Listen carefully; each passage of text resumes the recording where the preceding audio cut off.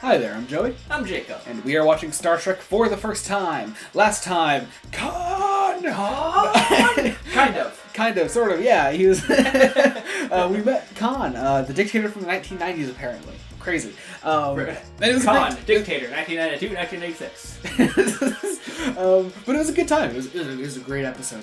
Seriously, go check out our thoughts on it. It was one of my favorite episodes so far. Yeah, so. It's easily, I said top 10, probably top 5. Yeah, it's great. So, today we are watching an episode called A Taste of Armageddon. A Taste of Armageddon. That's which is a it's beautifully plain. Yeah.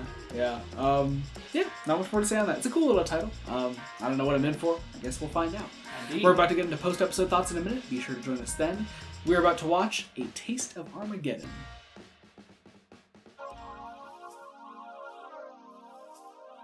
I bet every single sci-fi writer at the time watched this as it aired and just started kicking themselves in the ass.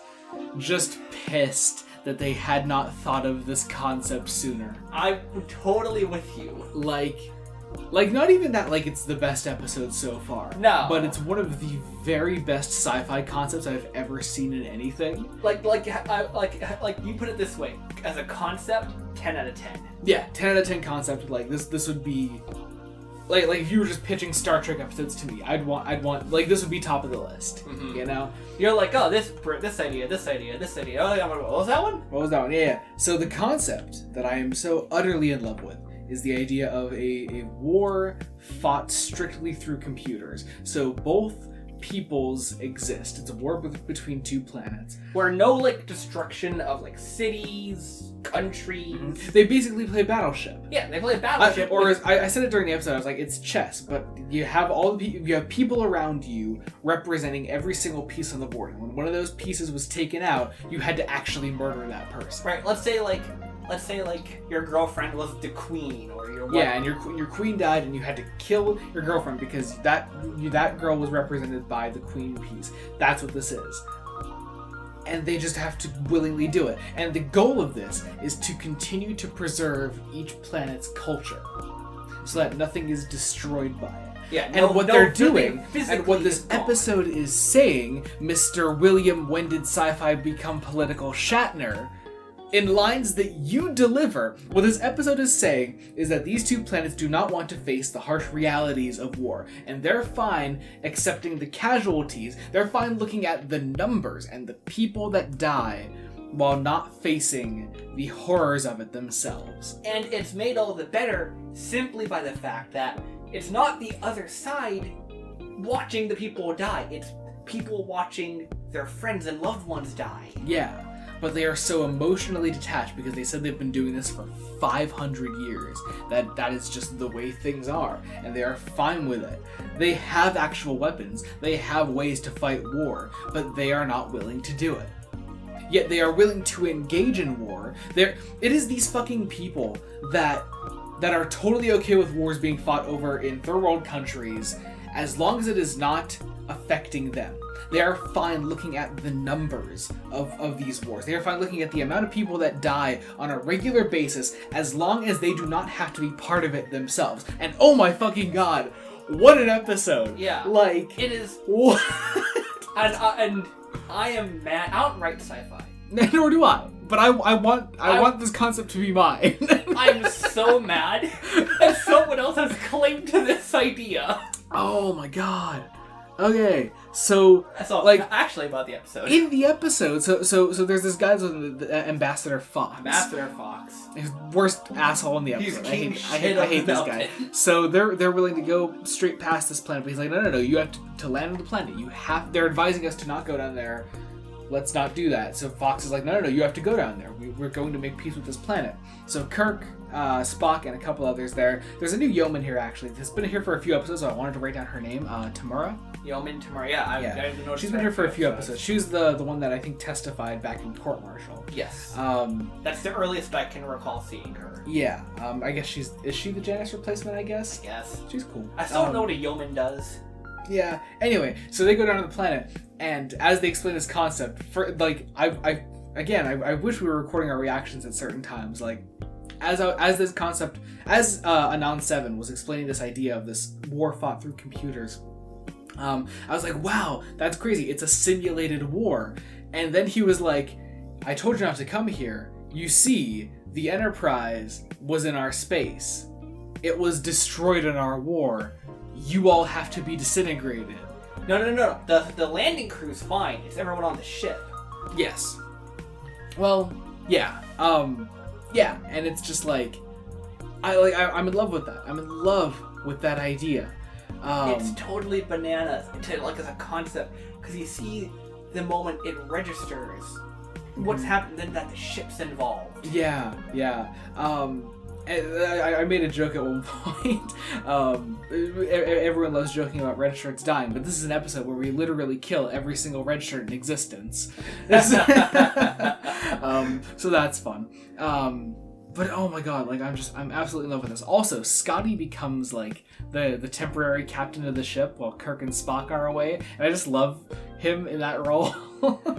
I just think that's fun. But I love Anon 7 as a character. Oh yeah. He is that person that I was talking about. Like he is completely fine with this war because it doesn't directly affect him really.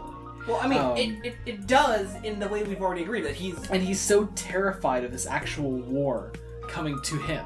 Mm-hmm. There's this great moment towards the end of the episode where he has Kirk captured and he like just ranting in front of him. He's like, no, you can't do this because then the war becomes real. There will be actual war here. Like and that actual terrifies devastation. Me, you know? Yeah.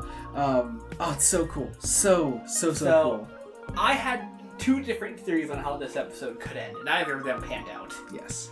But lay them out because I liked them. My first theory was that the other planet inhabitants didn't exist anymore, and that the simulation was just running on autopilot. Mm-hmm.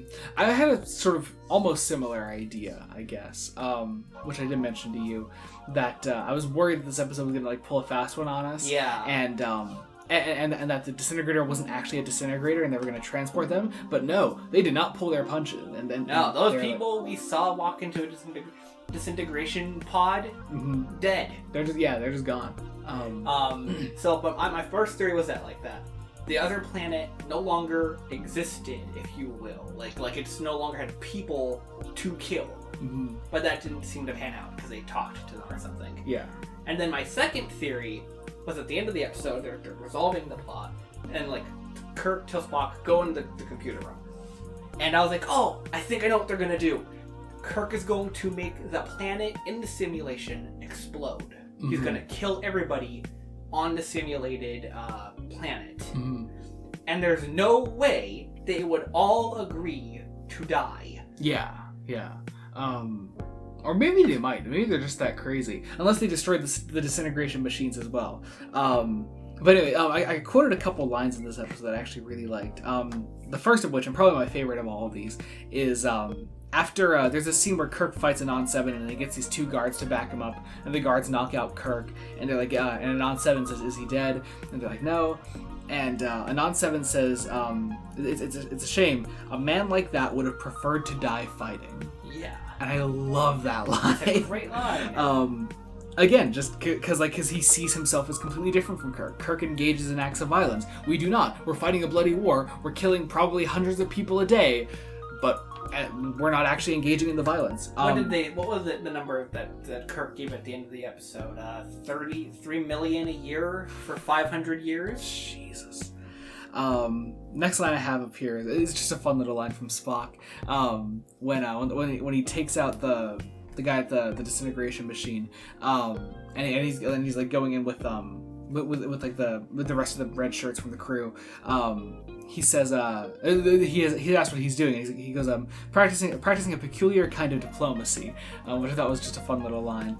And then I quoted, they're not quite the last lines of the episode, but I really like them. Or they are I think they're the last lines of the episode. Spock says to Kirk, he says, "You almost make me believe in luck." To which Kirk replies, "You almost make me believe in miracles." Those were the last lines, because then afterwards it's just the Spock eyebrow raise. With the iconic Spock eyebrow raise that I adore. But how the episode actually ends, that I love so much, is what Kirk actually does. Is he just destroys the computers, which he says, would make the planet that they're fighting believe that they have broken their treaty and that they're not actually engaging in this war anymore. So these other guys are going to come over with actual weapons and they're going to engage in war. Which, of course, you'll want to retaliate. Yes. So you can retaliate. Go ahead. Go fight in your bloody, violent war. Go actually engage in that. And Anod 7 is terrified of that. So he says, okay, instead, negotiate peace. Because I guarantee these other people are just as terrified of actual war as you are. Right. They are probably the most scared they've ever been, the people who know what's happening. Yeah. Because, like, the general populace of both of these planets, mind you, doesn't know what's happening. Mm. Like, they don't, both the general populace of these two planets don't know that their computers no longer want fighting. Yeah, yeah. It's just, like, the highest group of the government know what's going on. Yeah. And then, and so before we close out, I do want to call out one last thing, and that is that this episode does appear on one of our 5 top 10 lists that we have from Wikipedia here. From the Den of Geek 2021 list, this episode appears at number 1. Number 1! This is Den of Geek 2021's all-time favorite episode of Star Trek TOS. I mean, I could see why. I find it interesting, though, that it doesn't appear on any of the other lists. Like, listen, it's not like my favorite episode, but I'm in love with the concept. The acting is generally good action. Mm-hmm. And the way the story resolves itself is brilliant. Yeah, yeah. I mean, that description makes it like it's and also, the title just gets better with each passing revelation. Mm-hmm. We're like, oh, it's just a cool title. But no, like, you learn what it is. Oh, it's the Taste of Armageddon. No, the Taste of Armageddon is what Kirk gives them at the end. Yeah. And that's... the drive to not want to die. Yeah. Oh my god, so good. So good. Oh my god, I mean, like, okay, we have 6 episodes left now of Star Trek TOS Season 1. Oh. I think I've been told by at least one person that, like, the last leg of Season 1 is the absolute best. And it's nothing but banger after banger, and honestly, I see that. Honestly, I absolutely see that. If these 2 episodes are representative of the next 6, yeah, I'm for it. Yeah. So yeah, I'm really excited. Be sure to join us next week when we continue Star Trek the Original Series. Until then, this has been Joey Morgan. I'm Jacob. And goodbye.